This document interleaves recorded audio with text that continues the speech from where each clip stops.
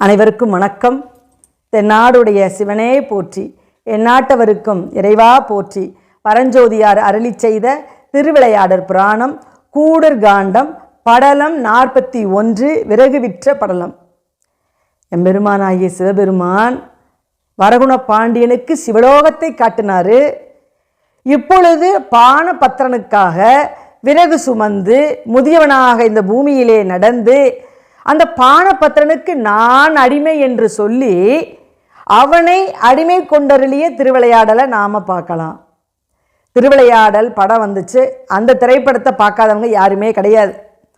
சில மாற்றங்கள் அந்த திரைப்படத்தில் இருக்கும். நான் சொல்பவை அனைத்தும் பரஞ்சோதியார் சொல்ல நான் அதை அப்படியே உங்களுக்கு சொல்லுகின்றேன்.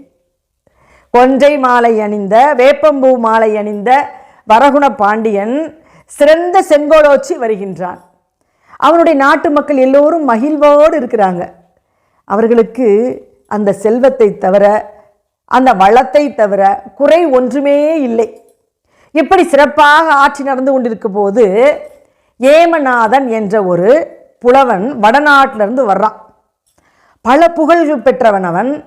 எல்லா ஊர்லேயும் போய் பல விருதுகளை எல்லாம் அவன் கை கொண்டவன். அப்படிப்பட்டவன் இந்த மதுரையம்பதிக்கு வர்றான். அப்படி வந்தவன் நேராக வரகுண பாண்டியனுடைய அரசவைக்கு போகிறான். மாளிகையை அடைந்து வரகுண பாண்டியனை புகழ்ந்து பாடுறான்.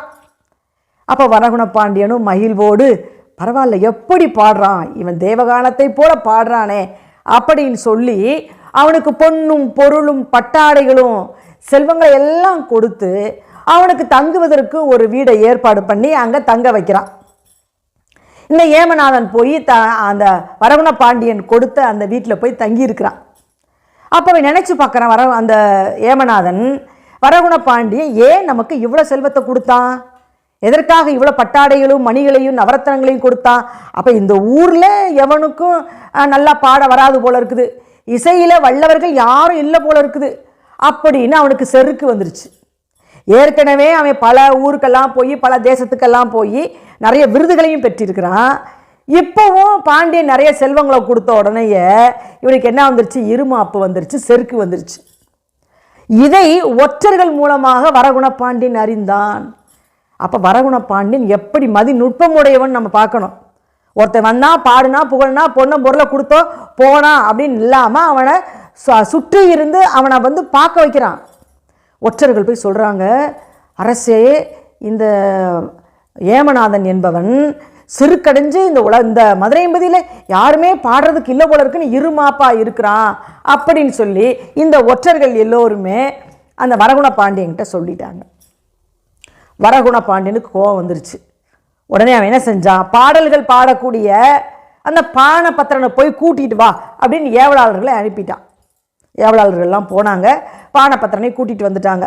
பானபத்திரனும் வந்து, அரசே வணக்கம், என்ன சொல்லுங்க அப்படின்னு அவன் கேட்க, அவன் சொல்கிறான், வரகுண பாண்டியன் இந்த ஏமநாதன் ஒருத்தன் வந்திருக்கான் பாரு, அவனோட நாளைக்கு நீ போட்டி போட்டு பாடணும், இதுதான் நான் சொல்லக்கூடிய கட்டளை அப்படின்னு சொல்லிட்டான்.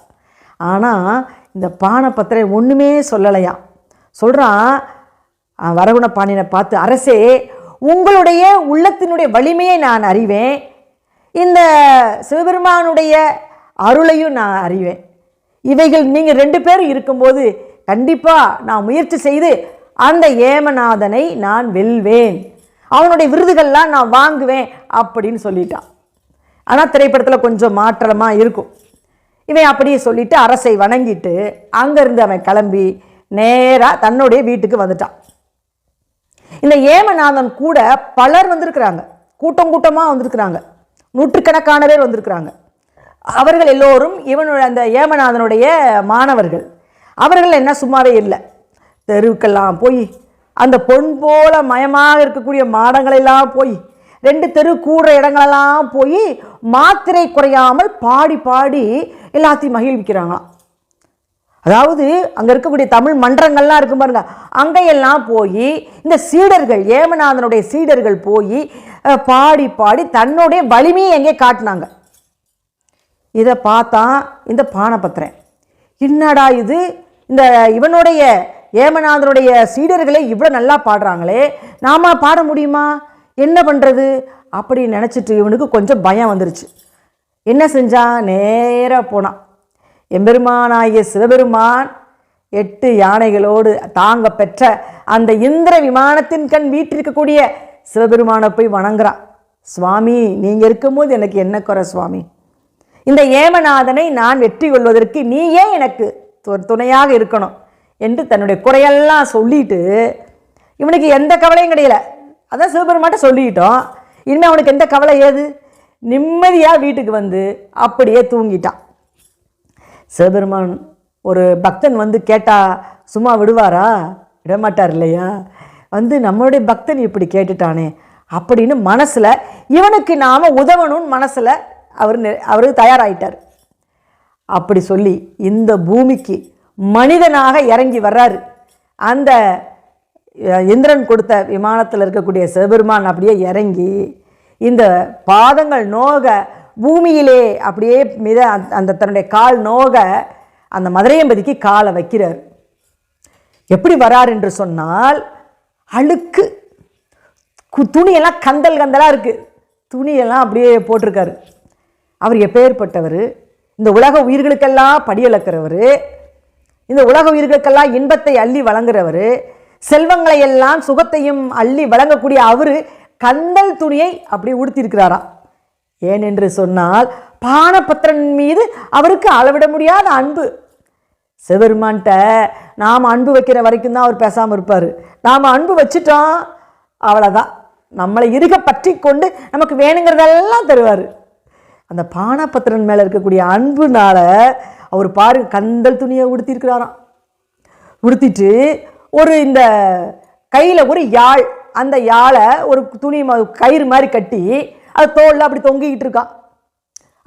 அதை மாட்டிக்கிட்டு ஒன்றும் தெரியாது, பிஞ்சு போன செருப்பு, தேஞ்சு பிஞ்சு போன செருப்பு. அதாவது வேதங்களுக்கு தலைமையானவன், வேதமாகிய திருவடியை உடையவன் தன்னுடைய அந்த காலை அது தேஞ்சு போன செருப்பில் மாட்டிக்கிட்டு நடக்கிறாராம். தலையில் இருக்கக்கூடிய அந்த கங்கையை, அந்த நிலாவை அவர் என்ன செஞ்சுருக்கிறாராம், அருவாள் இருக்கு பாருங்க, அது வந்து பதமாகவே இல்லையா, மொன்னையாக இருக்கா. அதை வளைத்து வலது பக்கத்தில் இடுப்பில் அப்படியே சொருகிக்கிட்டாராம். அந்த வெள்ளிய அந்த பட்டையாக இடுப்பில் கச்சையாக கட்டி அதில் வந்து இந்த அருவாளை வளைவாக அந்த நிலாவை அங்கே சொருகி வச்சுக்கிட்டாராம். அருவாள் போல் சொருகி வச்சுக்கிட்டு அப்படியே அங்கேருந்து கிளம்பி வராரு. அப்படி வரும்பொழுது அந்த காட்டில் போய் இந்த விறகெல்லாம் வெட்டி அதை என்ன செய்கிறாருன்னா, அந்த விறகுக்கு தலையில் வைக்கிறதுக்கு ஒரு சும்மாடு வேணும் இல்லையா, அந்த சும்மாடு தலையில் வச்சு இந்த வெட்டிய விறகெல்லாம் தலை மேலே வச்சுருக்கிறாராம். தலையெல்லாம் பரட்டையாக இருக்குது. விறகு தலையில் வச்சு எப்படி ஒரு மனிதனுக்கு முடியெல்லாம் மலிந்து அங்கே கிடக்குமோ அது போல் இருக்கான், தலையில் பாதி முடியே இல்லையா. அந்த பள்ளம் விழுந்துருச்சான் தலையில், அந்த விறகு வச்சு பள்ளம் விழுந்துருச்சான். வயோதிகராக இருக்கிறாராம், எலும்பும் தோளுமா இருக்காராம், சிறிது கூட சதையே இல்லையா. பார்க்குறவங்களாம் ஐயோ பாவமே அப்படின்னு சொல்கிற அளவுக்கு பரிதாபமாக அந்த விறகை தூக்கி அந்த வேகாத வெயில தலை மேலே தூக்கி வச்சுக்கிட்டு அப்படியே நடந்து வராராம். அந்த சுமை தாங்கி கல்லில் வந்து அப்படியே இறக்கி நிற்க வைக்கிறாரு. அப்புறம் எடுத்து மேலே வைக்கிறாரு. அங்கே இருக்க மடுவில் இருக்கக்கூடிய தண்ணியெல்லாம் அப்படியே குடிக்கிறாராம்.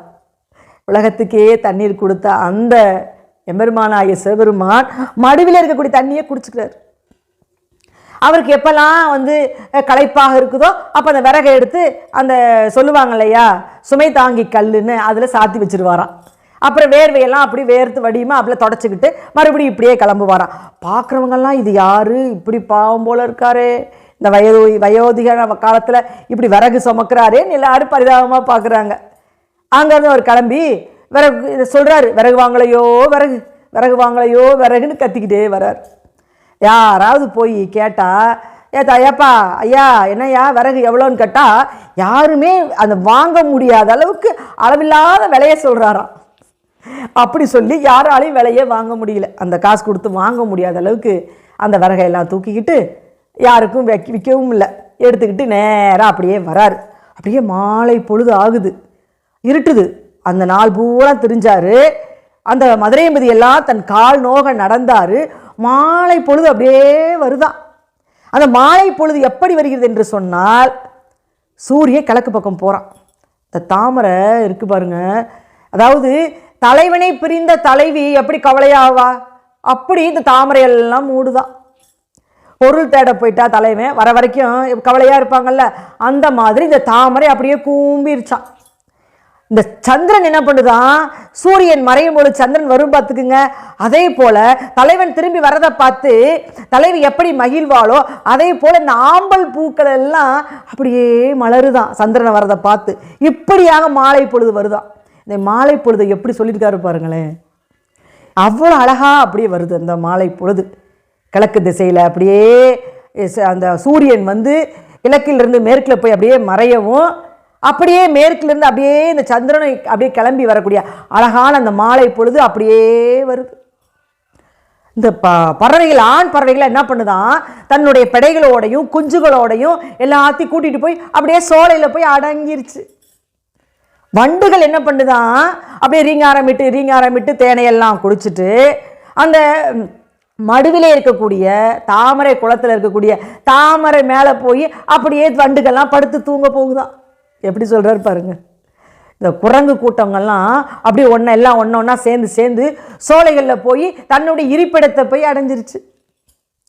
இந்த முல்லை நிலத்தில் இருக்கக்கூடிய இந்த ஆடு மேய்க்கிற பசங்க, மாடு மேய்க்கிற அந்த பிள்ளைங்கள்லாம் என்ன பண்ணுறாங்களாம், மாடெல்லாம் ஓட்டிட்டு போய் அடைக்கிறாங்க. இந்த கல்வி நிறைந்த மதுரை என்று சொல்லுகின்றார் பரஞ்சோதியார். அப்படிப்பட்ட இடத்துல இந்த மாணவர்கள் எல்லாம் வேத பாடசாலையிலையும் சரி கல்வி கற்று முடித்து எல்லோரும் திரும்பி அவரவர்கள் இல்லத்துக்கு போகிறாங்களாம். இப்படி எல்லாரும் போகிறாங்க அவங்கவுங்க இடத்துக்கு. இப்படி எல்லாரும் ஒவ்வொருத்தரும் அங்கங்கே போகும் பொழுது இந்த ஒன்று சொல்லுவார் பாருங்க, அதாவது அந்த நிலா போன்று நெற்றியை உடைய பார்வதி, அதில் இருக்க முயலங்கம் போல இருக்கக்கூடிய அந்த களங்கம், அந்த பொட்டு போல இருக்குதா அந்த களங்கம் என்பது, நிலாவில் இருக்கக்கூடிய களங்கம் அந்த பார்வதியினுடைய நெற்றியில் இருக்கக்கூடிய பொட்டு போல இருக்கா. அங்கே இருக்க விண்மீன்கள் எல்லாம் பார்வதியினுடைய கழுத்தில் அது ஆபரணமாக இருக்கும். அந்த சிவப்பான மறையக்கூடிய அந்த இளஞ்சிவப்பு நிறக்கூடிய அந்த பொன்னிறமான மயமான இருக்கக்கூடிய அந்த உடல்ல பூரா அப்படி இருக்கா, அந்த ஆடை அப்படி இருக்கா. அப்படிப்பட்டவ அந்த பார்வதி தேவி என்ன செய்யறாளாம், சிவபெருமான் எங்கே போனாரு தெரியலையே அப்படின்னு தேடுவது போல அந்த மாலை பொழுது அப்படியே வருதான். அப்படியே வந்து வந்து வந்து சிவபெருமானாகிய அந்த விறகு விற்கிற அந்த முதியவனாக வரக்கூடிய அவர் என்ன பண்ணாரு, அப்படியே இந்த ஏமநாதன் என்ற அந்த புலவன் எங்கே இருக்கிறானோ அந்த இடத்துல வந்து விறக சாத்தி அந்த திண்ணை மேலே வச்சுட்டு இவரு உட்காந்துக்கிட்டார். அப்படியே வேர்வையெல்லாம் எடுத்து போடுறாராம், நெட்டி முறிக்கிறாராம், கை காலெலாம் அப்படியே தொடச்சிட்டு அப்படியே சித்த நேரம் அப்படியே அமைதியாக படுத்துக்கிறாராம். அப்படியே எல்லாமே இருட்டு அடைஞ்சிக்கிட்டு வருது. இந்த கடலில் இருக்கக்கூடிய இந்த பூமி தாய் என்ன செய்கிறாளாம், இந்த கடல் என்ற போர்வை, அந்த கடலில் இருக்கக்கூடிய இந்த கருமையானது அப்படியே வந்து வந்து வந்து மூடி அப்படியே இந்த நில உலகையே இருட்டாக மூடிடுச்சான். அப்படி ஊமை சொல்கிறார் அவர் போல பரஞ்சோதியார் போல ஊமை சொல்லவே முடியாது. அப்படியே மூடுது. அப்போ இந்த படுத்திருக்கக்கூடிய முதியவனாக இருக்கக்கூடிய சிவபெருமான் லேசாக அந்த கையில் வந்து ஒரு வச்சுருக்காருல, ஒரு வீணை வச்சுருக்காரு.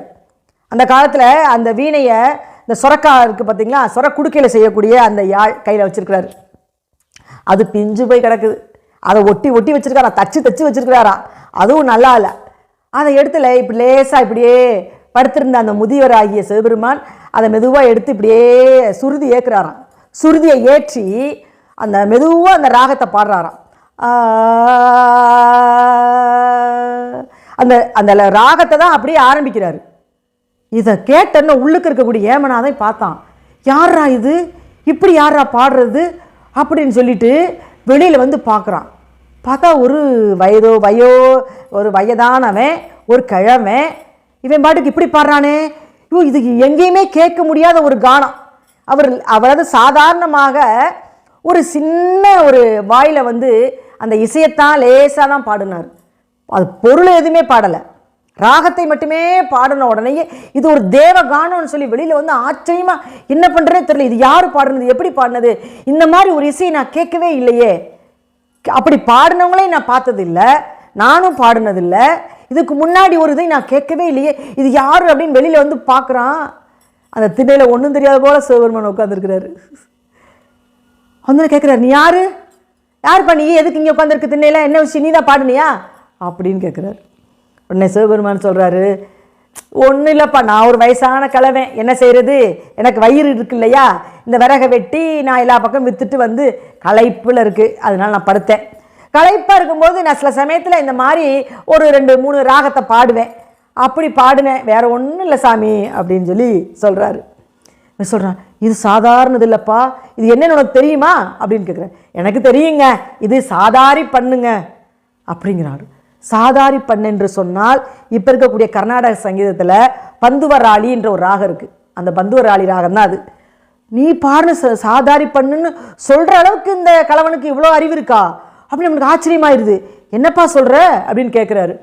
உடனே இந்த கலவன் சொல்கிறாரு, சிவபெருமானு ஒன்றும் இல்லை, இந்த ஊரில் பானபத்திரன்னு ஒருத்தர் இருக்கிறாரு. அவர் பெரிய பாடகர், பெரிய புலவர், பெரிய வித்தகர். எனக்கு பாடணும்னு ரொம்ப கொள்ள ஆசை. நான் அவர்கிட்ட போய் என்னையும் நீங்கள் சீடராக சேர்த்துக்கணும் அப்படின்னு நான் கேட்டேன்.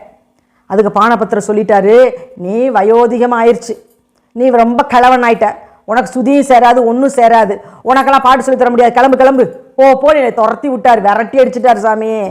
நான் அவர் பாடுறது அப்பப்போ அங்கங்கே நின்று கேட்பேன், அதைத்தான் கொஞ்சம் நேரம் நான் பாடினேன் அப்படின்னு சொல்லவும் இவன் ஏமநாதன் கேட்குறான். சொல்கிறான், ஐயா இது சாதாரண கானம் இல்லை, இது தேவ கானம், மீண்டும் இதை நீ எனக்காக ஒரு இடம் பாடுன்றார். அவ்வளோதானா, இப்போவே பாடுறேன் சாமி, இப்போவே பாடுறேன் அப்படின்னு மெய் மறந்து ஏமநாதன் கேட்கும் பொழுது சிவபெருமான் எப்பொழுதுதான் பாடவே ஆரம்பிக்கிறார். அந்த தன்னிடம் இருக்கக்கூடிய யாழை எடுத்து அப்படியே சுருதி சேர்க்கிறாரு.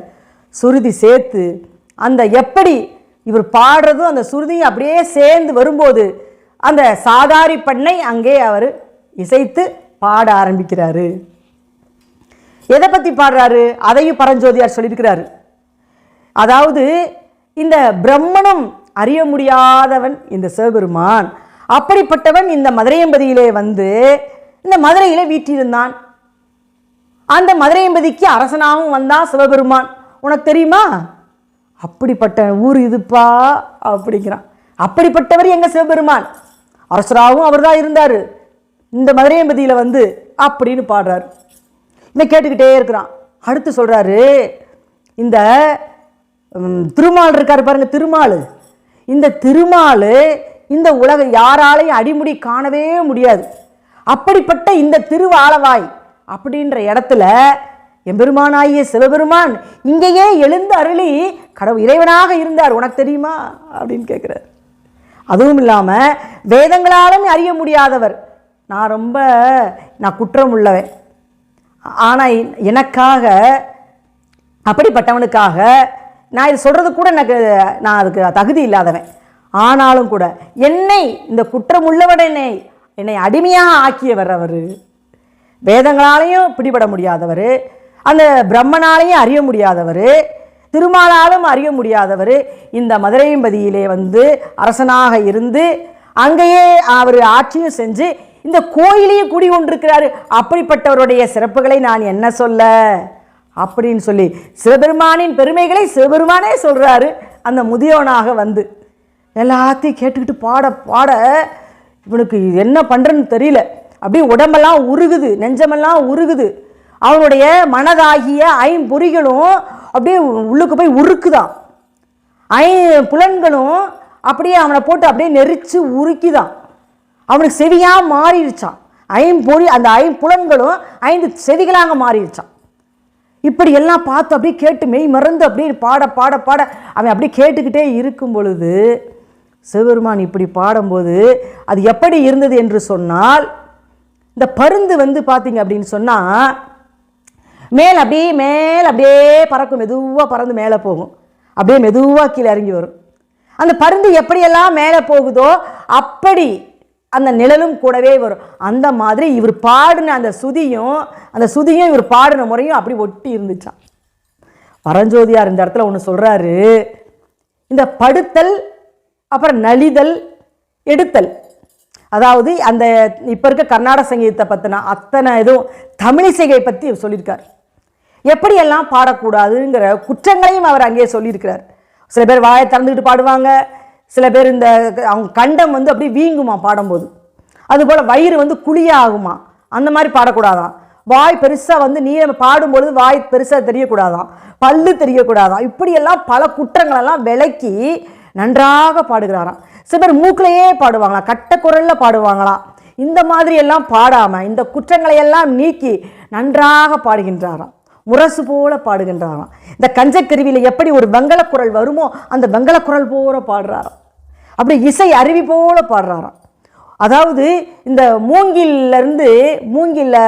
மரத்து மேலேருந்து இலை அப்படியே வலிவி அப்படியே கீழே விழும் பாருங்க, அந்த மாதிரி இவருடைய இசை இருக்குதான். அப்படியே தேன் போல சொரியுதான். இப்படி வந்து பாடுறாராம். இதை இப்படி பாட பாட பாட இதையெல்லாம் தேவர்கள் அப்படியே மெய் மறந்து கேட்குறாங்க. இந்த மதுரையம்பதி உள்ளவங்களுக்கு கேட்கல, அந்த வரகுண பாண்டியனுக்கு கேட்கல, பானபத்திரனுக்கு கேட்கல, ஆனால் மற்ற இந்த உலகத்தார் எல்லாத்துக்குமே கேட்குது. தேவர்கள்லாம் இதை கேட்ட உடனேயே அவங்க மெய் மறந்து அந்த அந்த தேனாகிய இசை அவங்க உடம்பெல்லாம் அப்படியே பரவி, அந்த உடம்புல இருக்கிற மயிர் கால்கள் வெளியே அப்படியே பரவி பரவி பரவி உடம்பு முழுவதும் ஆனந்த பரவசமாக ஆயிட்டாங்களாம். இந்த தேவர்கள் அப்படி ஆயிட்டாங்க. இந்த காந்தர்வர்கள் என்று சொல்லுவார்கள், அது அப்படியே கந்தர்வர்கள் என்று சுருங்கிருச்சான். அந்த கந்தர்வர்களுடைய வேலை என்ன தெரியுமா? எப்பொழுதும் யாழ் வைத்துக்கொண்டே பாடுவார்கள். இந்த தேவகானத்தை அவர்கள் கேட்டாங்களாம். கேட்ட உடனே அவங்களாம் மதி மயங்கி, இது என்னது இப்படி ஒரு தேவகானம் எங்கேருந்து வருதுன்னு இந்த சாதாரி பண்ணை கேட்ட உடனே அவ கையில் இருக்கிற அந்த வீணையெல்லாம் கீழே விழுகுதான், மயங்கி கீழே விழுகிறாங்க. ஏன்னா அவங்க தான் பாடுவதற்குரியவர்கள், விஞ்சையர்கள் என்று சொல்லக்கூடியவர்கள். அவர்களுக்கு என்ன தெரியாமல் மதி மயங்குறாங்க, கீழே தள்ளாடுறாங்க, வீணையை கீழே போடுறாங்களாம். சுற்றி போய் தன் கூடையே இருக்கக்கூடிய தன்னுடைய மனைவி மேலே விழுகிறாங்களாம். அந்த காந்தர்வர்கள் எப்பொழுதுமே தன்னுடைய மனைவி கூட மட்டும்தான் இருப்பாங்க, அவங்க பிரிஞ்சே இருக்க மாட்டாங்க, எப்பொழுதுமே சேர்ந்தே இருப்பவர்கள் கந்தர்வர்கள். அப்படி போய் அவங்க இருக்காங்க. இந்த பிரம்மன் இந்த இசையை கேட்டான், அவனுக்கு என்ன பண்ணுறனே தெரில. சிவபெருமானாகிய தாமரை போன்ற திருவடிகளில் போய் தங்கிட்டானா. அப்புறம் திருமால் வந்து பார்க்கடலையே பள்ளி கொண்டிருக்கக்கூடிய திருமால் அந்த கடல்லையே அப்படியே மதி மயங்கி கடல்லே அப்படி மிதக்கிறாரு. அவர் அதை விட அப்படியே அந்த இசை கானத்தை கேட்டுட்டு அவர் இன்னமும் அப்படியே மதி மயங்கி பார்க்கடலை அப்படி மிதந்துக்கிட்டே இருக்கிறார். இந்திரன் கேட்டான், நாம் என்ன இந்த மாதிரி நம்மளுக்கு கேட்குறதுக்கு கடவுள் ஒரு உடவை அவருக்கு சிவபெருமான் வந்து உடம்பெல்லாம் கண்ணாக ஆகும்படி செஞ்சார் இல்லையா? இப்போ நினைக்கிறானா இந்த உடம்பெல்லாம் இந்த காதாக இருக்கக்கூடாதா, இந்த சிவபெருமானுடைய கானத்தை நம்ம கேட்க மாட்டோமா அப்படின்னு சொல்லி ஏங்குறான். அந்த முனிவர்களும் யோகியர்களும் மெய் அன்புடையவர்களும் எல்லாரும் இந்த தேவகானத்தை கேட்டு இது என்ன இப்படி ஒரு இசையா அப்படின்னு மயங்குறாங்க எல்லாரும். அவங்களால தாங்க முடியல. மரமெல்லாம் அசைஞ்சு அப்படி நின்றுச்சு, அருவி கொட்டுறது நின்று போச்சு, அந்த ஆறு அப்படி துள்ளி ஓடுது பாருங்க, அதெல்லாம் நின்று போச்சு. மரம் மலை எது அசைகிற கொடி செடி மரம் அந்த ஆறு எல்லாமே அப்படியே நின்று போயிடுச்சு. எதையுமே அசையாமல் அப்படியே நிற்கிது, எல்லாம் நிற்கிறாங்க. அப்படி இவர் பாட பாட பாட சாமகானராகிய சிவபெருமான் பாட பாட துள்ளலோசை பாடி வரா. அது சொல்கிறாங்கல்ல, நம்மளுடைய கலிப்பா வகை இருக்குது தமிழ் இசையில், அது துள்ளலோசைன்னு சொல்லுவாங்க. அப்புறம் வஞ்சிப்பா இருக்குது, தூங்கலோசை, இதிலெல்லாம் பாடுறாராம் அவர். அப்பாடி அந்த ராகத்தை பாடி பாடி அப்படியே இசையை கேட்டு மனசு உருகி இந்த பானபத்திரனுக்காக இவர் செய்கிறத பார்த்துட்டு இந்த ஏமநாதன் அப்படியே பயந்துட்டான், நடுங்கிட்டான். நடுங்கி அவனை சிவபெருமானாகி அந்த முதியவனை பார்த்துக்கிட்டே இருக்கும்போது பாடி எல்லாம் முடிச்சு இந்த உலகத்தையே தன்னுடைய கைவசத்தில் கொண்டு வந்தார் சிவபெருமான். எல்லாத்தையும் நிறுத்திட்டார். அப்படியே பாட்டை அப்படியே அந்த இசையை நிறுத்தின உடனே மறுபடியும் அதெல்லாம் தன்னுடைய இயக்கத்தை அப்படியே இயங்குச்சான். அது வரைக்கும் இயங்காமல் அப்படியே நின்றுச்சான் இவருடைய கானத்தை கேட்டு. அப்படி பார்த்துக்கிட்டே இருக்கும் அப்பொழுதே சிவபெருமான் அந்த முதியவர் வடிவத்திலிருந்து அந்த இடத்த விட்டு பாடி முடித்த உடனே அங்கே மறைந்துட்டார். பார்த்தான், தேடுறான், ஏமநாதன் யாருன்னு தேடி பார்க்குறான். இது யாரும் கிடையாது, இந்த தேவகானத்தை பாடியவர் சிவபெருமானே. அவன் தெரிஞ்சுக்கிட்டான். அந்த இவன் ஆனால் என்ன சொல்கிறான், அந்த பானபத்திரனுடைய அடிமை நானுன்னு சொல்கிறான். அவங்கிட்ட நான் பாடி பழகுனவே சீடராக சேர்ந்து நான் மாட்டேன்னு சொன்னான். அந்த இவனே இப்படி பாடினானா அந்த பானபத்திரன் எப்படி பாடுவான்? அப்போ நம்ம தொலைஞ்ச இன்னைக்கு மாட்டினோம் அப்படின்னு மனசை நினைக்கும் போது கூட இவர் மறைந்து அருள்னொன்ன இவன் நினச்சிட்டான், இது சிவபெருமான் தான் என்று தொடங்கி நினச்சிட்டு இனிமேல் இந்த ஊரில் நம்ம இருக்கக்கூடாதுன்னு சொல்லி இந்த சொல்லுவாங்கள்ல துண்டைக்கானா துணியக்கானான்னு ஓடுனான்னு, அது மாதிரி இவன் என்ன பண்ணான், எல்லாத்தையும் கூப்பிட்டு அசிடலாம், வாங்க வாங்க வாங்க கிளம்புங்க, இந்த நிமிஷமே நம்ம கிளம்பணும், ஒரு நிமிஷம் கூட இந்த மதுரை நம்ம இருக்கக்கூடாது, கிளம்பலாம் அப்படின்னு சொல்லிட்டு அந்த வரகுண பாண்டியன் பொண்ணும் பொருளும் செல்வமும் ஆடை ஆபரணம் மணி நவரத்னம் அத்தனையும் கொடுத்தான். அத்தனை அங்கங்கே சதறி கிடக்குது. எதுவுமே வேண்டாம், வாங்க ஓடலாம் அப்படின்னு சொல்லிட்டு எல்லாரும் ஓடுறாங்க. சிஷியர்கள்லாம் ஒரு பக்கம் பல்லக்கு ஒரு பக்கம் போகுதான், ஒரு பக்கம் இந்த விரலிகள் பாடக்கூடிய விரலிகள் ஒரு பக்கம் போடுறாங்களா, பாடினிகள் என்று சொல்லக்கூடிய விரலிகள் ஒரு பக்கம் ஓடுறாங்களாம். கற்கக்கூடிய மாணவர்கள் ஒரு பக்கம் ஓடுறாங்களாம். கற்று தேர்ந்து இவர்கிட்ட சீடராக இருக்கவங்க ஒரு பக்கம் ஓடுறாங்களாம். கொடையை பிடிச்சிட்டு வருவோம் பாருங்க, அவன் ஒரு பக்கம் ஓடுறானா. இவர்களுக்கெல்லாம் ஏவலர்கள் செய்கிறாங்கல்ல, ஏவலாளிகள், இந்த ஏமநாதனுக்கு அவங்க எல்லாரும் ஒரு பக்கம் ஓடுறாங்க. இப்படி சந்து பொந்து விடாமல் ஒவ்வொரு தெருவிலையும் விழுந்தடிச்சு எல்லாம் ஓடிட்டானுங்க. அப்புறம் சிவபெருமான் ஒரு பானபத்திரனுக்காக அவனை இந்த ஊரை விட்டே ஓடுறதுக்கு எப்படி செஞ்சாருன்னு பாருங்க. அதோட அவர் நிறுத்தலை. பானபத்திரனு கவலையோடு தூங்கிட்டு இருந்தான்ல, அவனு தான் சிவபெருமான்கிட்ட ஒப்படைச்சிட்டான்ல, நீங்கள் பார்த்து என்ன வேணாலும் செய்யுங்க சுவாமி என்னைய அப்படின்னு. நாமும் இப்படி தான், அதான் சொல்லுவாங்க கண்மூடித்தனமாக நீ நம்புற அப்படிம்பாங்கல்ல. ஆனால் நான் சிவபெருமானை கண்மூடித்தனமாக தான் நம்பணும். அவரே எல்லாமே செய்வார். நம்ம எதுக்கு கேட்டுக்கிட்டே இருக்கணும், நீ எனக்கு செய்வியா, நீ செஞ்சியா, நீ ஏன் எனக்கு செய்யலை, இப்படி கேள்வி கேட்கக்கூடாது. சிவபெருமான்கிட்ட எல்லாம் அவரே தருவார். அது வரைக்கும் காத்திருக்கணும், நம்பிக்கை வைக்கணும்.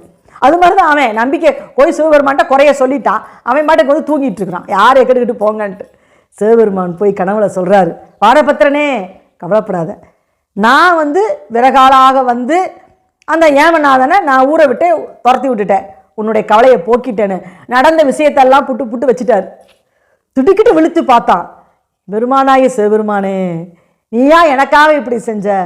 எனக்கு நான் உனக்கு அடிமைன்னு சொல்கிறத விட்டுட்டு அவன்கிட்ட போய் எனக்கு அடிமை நீ சொன்னியே, நான் அவனுக்கு அடிமை நீ சொன்னியே சுவாமி அப்படி நினச்சிட்டு விடிஞ்சு இப்படி சூரியன் விடிந்து விடியாதுக்கு முன்னாடி ஓடுறான்.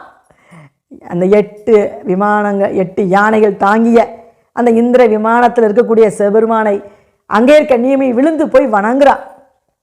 சுவாமி எனக்காக நீ விறகாலாக வந்தியா சுவாமி, நான் என்ன தவம் செஞ்ச சுவாமி அப்படின்னு அழுன்னு அழுகுறான். நீ வேதங்களால் அறிய முடியாத இந்த திருவடியை இந்த மதுரை மீதில் மிதிச்சு நடந்தியா, உனக்கு கால் வலிக்கலையா சுவாமி, இந்த சூடு சுடு சுடு சுடுமே அது உனக்கு சுடலையா சுவாமி அப்படின்னு கேட்குறான். நீ எனக்கு எம்எல்ஏ நீ அவ்வளோ அன்பு கொண்டியா சுவாமி, அந்த விறகு கட்டையெல்லாம் தலையில் வச்சுக்கிட்டு இந்த வேகாத வெயிலில் நடந்தியா சுவாமி, எம்பெருமானே என்ன உன்னுடைய கருமைன்னு சொல்லி கண்ணீர் அப்படியே உகுத்து கொட்டி கீழே விழுந்து வணங்கி அங்கேருந்து விழுந்தடிச்சு அரண்மனைக்கு ஓடுறான். வரகுண பாண்டியன் என்ன பண்ணா, காலையில் எந்திரிச்சான், ஒற்றர்களை ஏவலாளர்களை அனுப்பிச்சா, போய் ஏமனாங்க போய் கூட்டு வாங்கடா, போங்கடா போய் கூட்டிகிட்டு வாங்க, யாழ் இந்த மாதிரி தான் போட்டி வைக்க போகிறோம் இல்லையா, இசை போட்டி வைக்க போகிறோம்ல, போய் கூட்டிகிட்டு வா அப்படின்னு அனுப்பி விட்டான். இவங்க எல்லாரும் போகிறாங்க, ஏவலாளர்கள் காவலாளிகள்லாம் போய் அங்கே போய் அவன் தங்கியிருந்த இடத்த போய் பார்க்குறாங்க. ஏவனாதனை காணாம், கூட்டத்தோடு அவன் ஓடி போயிட்டானே. பக்கத்தில் இருந்த விசாரிக்கிறாங்க, என்ன ஆச்சுன்னு இருந்தானே, எங்கே போனார், விருப்புலவர் எங்கே காணா அப்படின்னு. அப்போ அவங்களாம் பக்கத்தில் இருக்க சொல்கிறாங்க, ஒன்றும் இல்லைப்பா, ஒரு வயசானவே விறகு தூக்கிட்டு வந்தான், அவன் வாசலில் உட்காந்து பாட்டு பாடிக்கிட்டு இருந்தாங்க, என்னவோ நாங்கள் கேட்கலத, ஒரு பாட்டத்தை கேட்டுச்சு, பாட்டு பாடிக்கிட்டு இருந்தான். அதுக்கப்புறம் பார்த்தா ஆளை காணா, அந்த கலவனையும் காணா, அந்த ஏமநாதனையும் காணா. நடந்த விஷயத்தெல்லாம் இப்படி சொல்லவும் அவனுங்களாம் ஓடி அரசரை வணங்கி வரகுண பாண்டியன் சொல்கிறாங்க, அரசே அவர் ஓடி போயிட்டாங்க, யாருமே இங்கே இல்லை, எல்லாரும் ஓடிட்டாங்க அப்படின்னு சொன்னோன்னே அப்போ அந்த நேரத்தை பார்த்து பானபத்திரன் கனவுல சிவபெருமான் சொன்னதெல்லாம் வரகுண பாண்டியன்ட்ட சொல்லவும் இந்த நாட்டு மக்களும் சரி வரகுண பாண்டியனும் சரி இந்த மதுரையம்பதிக்கு விறகாக சுமந்து விறகெல்லாம் சுமந்து இந்த பானபத்திரனுக்காக தான் அடிமை பானபத்திரனுக்கு என்று சொல்லி இந்த செய்தது யார் என்று சொன்னால் சிவபெருமானே என்று எல்லோரும் தெளிந்து கொண்டார்கள். எல்லாரும் நினச்சி இவன் என்ன பண்ண, அரசன் பானபத்திரனை போய் வணங்குறான். ஏன்னா இந்த பிரம்மனும் சரி திருமாலும் சரி தேவர்களும் சரி அத்தனை பேருமே சரி இந்திரன் முதல் கொண்டு அத்தனை 11 கணத்தவர்களும் சிவபெருமானுக்கு குற்றேவல் புரிகிறாங்க. அவர்களெல்லாம் சொன்னதெல்லாம் கேட்டு கை கட்டி வாய்ப்போத்து நிற்கும் பொழுது இந்த பானபத்திரனுக்காக அவன் மேலே உள்ள அன்புக்காக சிவபெருமான் இறங்கி உனக்கு ஏவல் செஞ்சாருப்பார், உனக்கு வேலை செஞ்சாருப்பார், உன்னைய போய் அடிமைன்னு சொன்னார். அப்போ நீ தான் எனக்கு கடவுள். ஏனென்று சொன்னால் யாரெல்லாம் சிவன் அடியார்களோ அவர்களை வணங்கினாலே நமக்கு எல்லா கதியும் கிடைக்கும், எல்லா விதமான நற்கதியும் கிடைக்கும்னு சொல்லி திருவிளையாடல் புராணம் சொல்லுகின்றது. அப்படி மெய் அடியார்களை போய் நம்ம வணங்கணும்னு சொல்லி இந்த வரகுண பாண்டியன் பானபத்திரனை போய் வணங்குறான். அப்போ பானபத்திரன் உருகி அழுகிறான், சுவாமி என்ன திருவிளையாடல் இது அப்படின்னு சொல்லிட்டு. வரகுண பாண்டியனும் மக்கள் எல்லோரும் கோவிலுக்கு ஓடுறாங்க. வரகுண பாண்டியன் சொல்கிறான், சுவாமி நீ வந்து மார்க்கண்டேயனுக்காக அந்த காலனை எட்டி உதைச்ச, இந்த காலை உதைச்ச. அந்த திருமால் உன்னை போய் திருமால் அடி எங்கே இருக்குன்னு தேடினார். அப்படி கூட கிடைக்காவில்லையே சுவாமி. அந்த திருவடி தாமரத்தில் அந்த நடையில் போய் நீ நடந்தியா சுவாமி? இந்த மதுரையம்பதியெல்லாம் நடந்தியா? நான் என்ன பேர் பெற்றேன்? இந்த மதுரையம்பதி என்ன பேர் பெற்றுச்சு சுவாமி? அப்படிப்பட்ட இந்த சாமிக்காக, இந்த பானபத்திரனுக்காக நீ வந்திய சுவாமி, நாங்களும் பெருமை அடைஞ்ச சுவாமி அப்படி சொல்லி விழுந்து வணங்குறாங்க. யாராலையும் அறிய முடியாத மெய்யன்பர்களுக்காக நீ ஓடோடி வரக்கூடிய உன்னுடைய உள்ளத்தை நான் என்ன சொல்ல, உன்னுடைய கருணையை நான் என்ன சொல்ல சுவாமி அப்படின்னு வரகுண பாண்டியன் அங்கே விழுந்து வணங்கிட்டு நேராக அரண்மனைக்கு வர்றான். யானை மேலே இந்த பானபத்திரனை ஏற்றி உட்கார வச்சு ஊர்வலமாக வர்றான்.